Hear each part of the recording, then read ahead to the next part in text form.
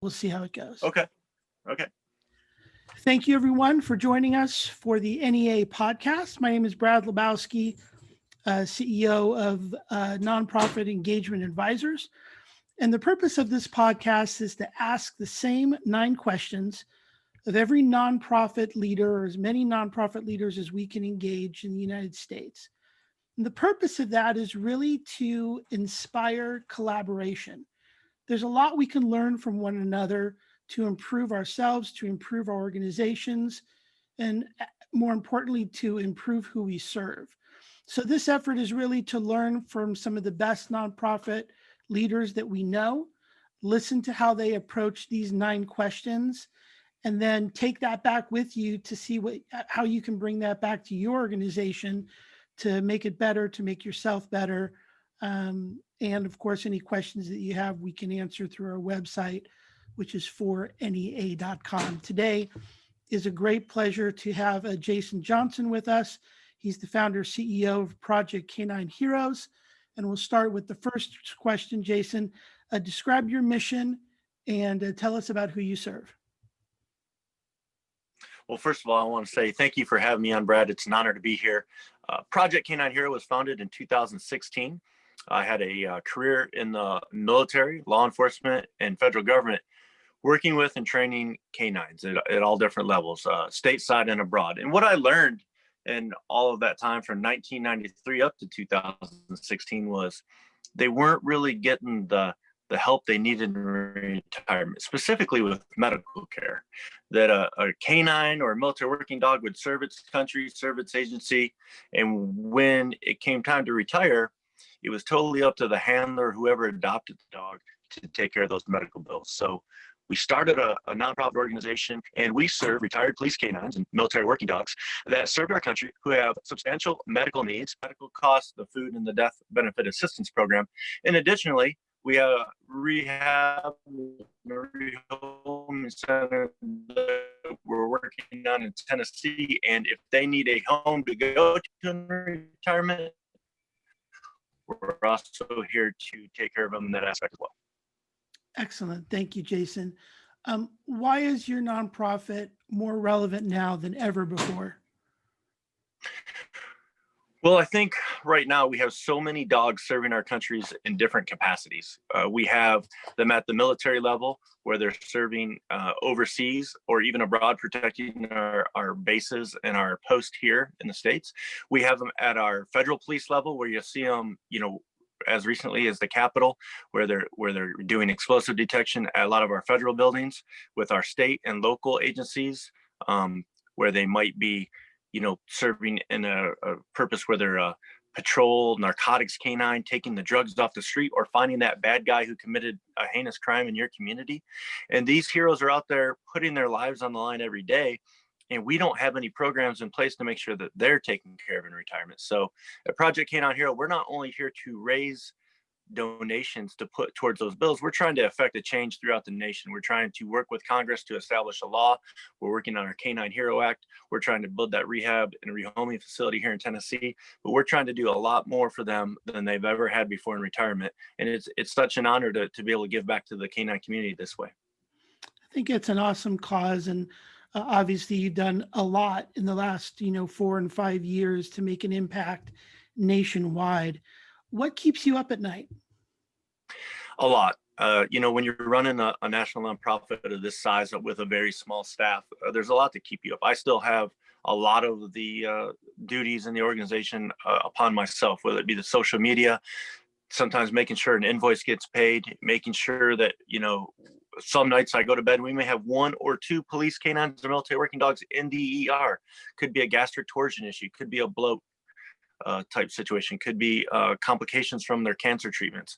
Anything could happen. And, we take it so personal as them being program members that we want to be there to care for them. So I want to make sure that the billing staff has our credit card number, so that bill's going to get paid so they can leave in the morning. Sometimes they may be checking out at 4 a.m.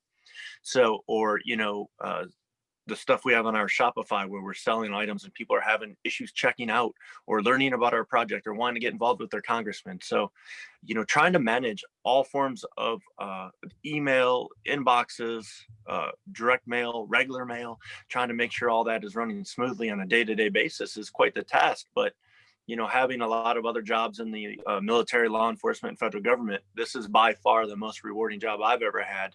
And, if it keeps me up at night, so be it, because it's my passion and I'm out here following my passion and we're making a difference. Appreciate that a lot. And I know a lot of people appreciate that throughout the country who have experienced what canines can do. Um, Things keep you up at night. You got a small staff, you're running a national nonprofit. How do you expand your knowledge? How do you keep learning? One of the biggest things that I do is I talk to other nonprofit leaders. We're probably partnered with several dozen nonprofits. I'm probably personal friends and colleagues with over 20 other nonprofit leaders who I can call on the phone, who I can email or send a message to and ask, hey, have you ever experienced this situation? How did you handle it? And vice versa. They call and ask me the same questions. And I think it's important for us to bounce those things off of each other to make sure that, hey, we're doing things correctly. This is what other nonprofits are doing.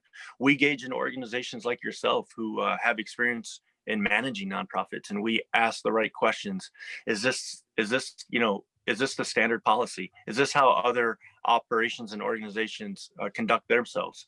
I lean a lot on my accountant, my CPA lawyer, to make sure that we're doing things within the federal regulations, that every time we spend money or we're taking on a new project, that it's within the IRS regulations and when there's no violations there. And lastly, on a personal level, I've enrolled to go back to school. I'm working on my doctorate degree at Liberty University in strategic leadership.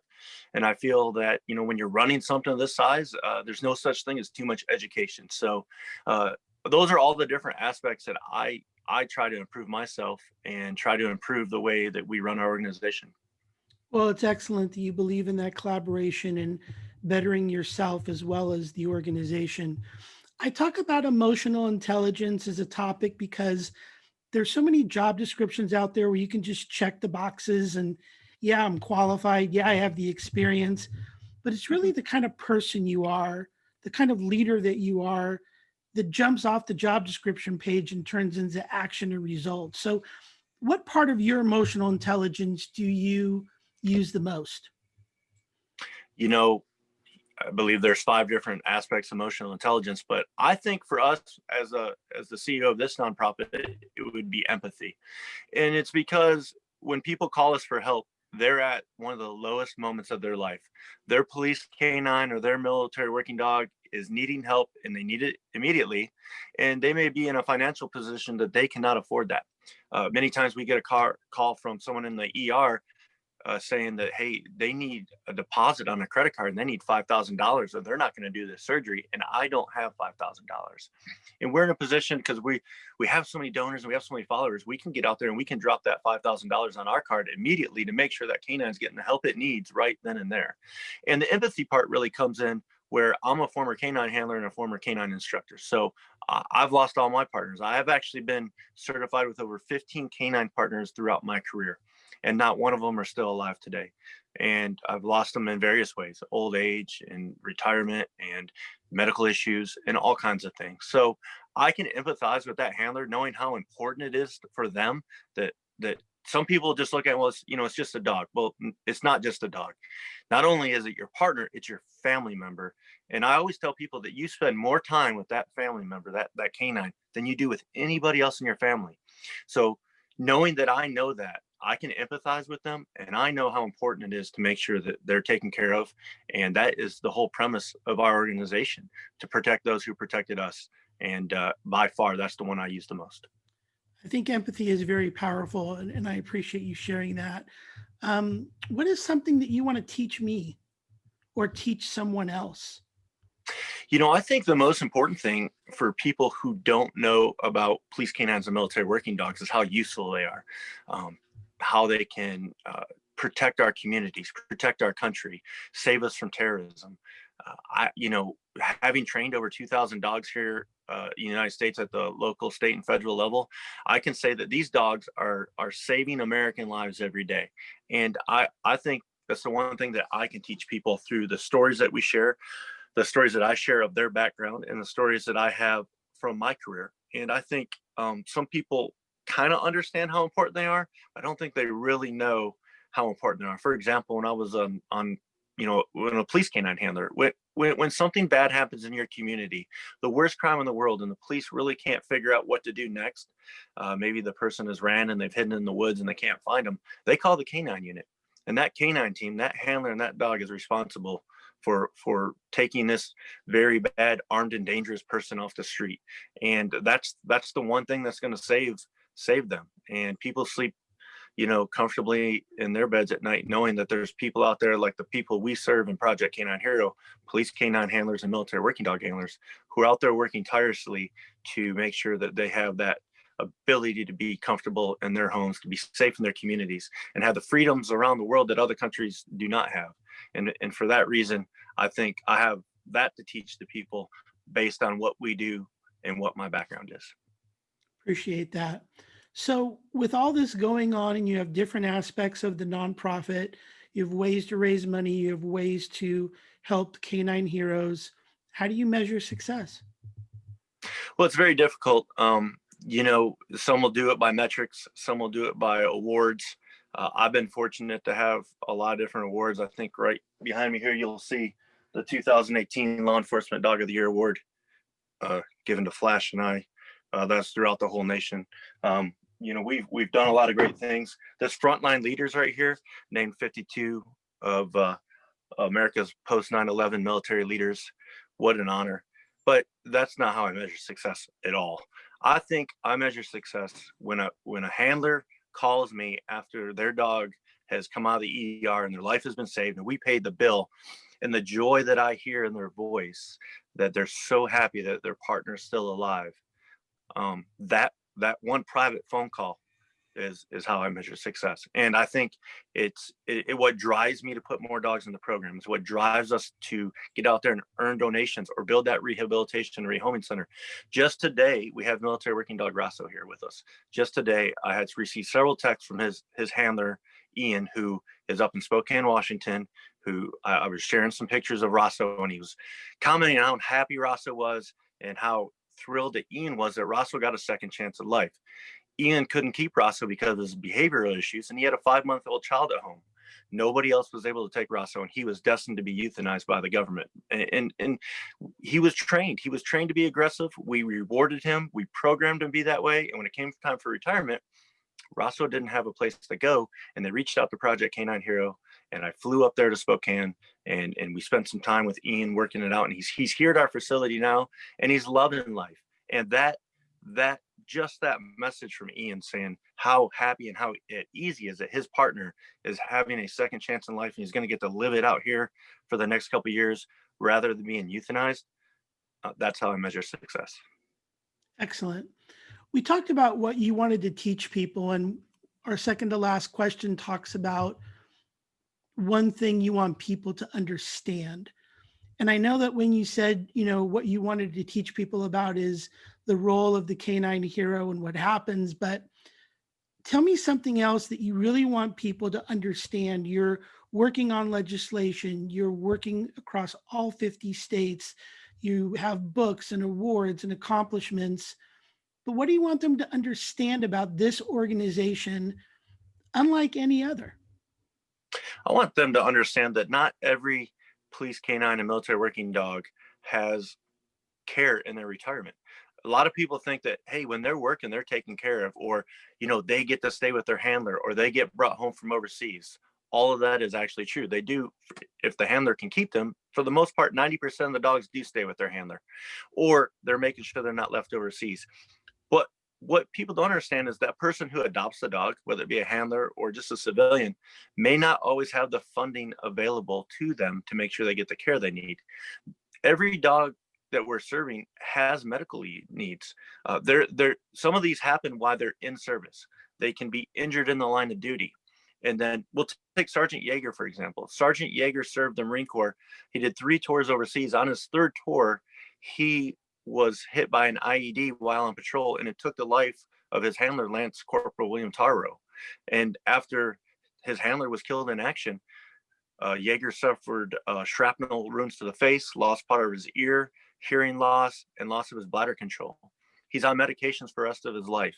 And so he was retired to another Marine Corps family.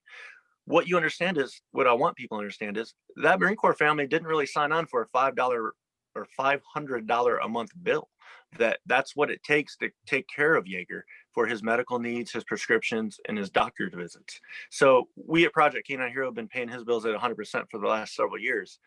But just because a hero served our country, he has a Purple Heart of all things. That doesn't mean he's taken care of by the government. And I want people to understand that if it wasn't for nonprofits like Project Canine Hero, we're not the only one. There's a few others out there. But if it wasn't for nonprofits like us who are helping them make sure they get those prescriptions, those doctor visits, those surgeries that they need, then they would have nowhere else to turn to. That those costs would be strictly on the person who raised their hand to adopt that dog, and it can be over $10,000 or $20,000 a year, depending on the severity of the circumstance. That's important to know. So where can people go to learn about the organization and donate and be a part of what you're doing? I always suggest go to our website first, projectcaninehero.org, click on the donate button. But more than that, you can donate, you can set up, revolving or monthly or yearly or biannual donations, but also check out some of the other things in our menu. Check out that capital campaign where we're building the rehab rehoming center out here in Tennessee. You can donate specifically for that. Check out our tab on the Canine Hero Act. Learn how you can get involved with your legislative members, how you can contact your congressman or senator to let them know why it's important to you. That's HR 5081. And we're looking to revamp that a little bit this year and bring it out even stronger and better than it was before. Check out our shop. We have over almost 100 different items in our store. And each time you either buy a hat, one of my children's books, as you see back here, we just got a new book out, a deck of cards, a calendar, any of those things all the proceeds go to help the dogs in our program. And there's so many different ways to get involved. So not only by looking at our website, you can follow us on Facebook, Instagram, or Twitter at Project Canine Hero. And you'll see that we are posting things daily. We're talking about the dogs we're serving. We're talking about the bills we're paying. And we're talking about the great things that this organization is trying to accomplish every day. Fantastic. Jason, thank you so much for your time. Jason Johnson, CEO and founder of Project Canine Hero. You can go to the website, projectcaninehero.org. I want to thank you for your time. I want to thank everybody who's watching and listening to our podcast. And each month we'll feature a nonprofit professional that you can hopefully learn from, be inspired by, to improve yourself and your organization. Thank you very much.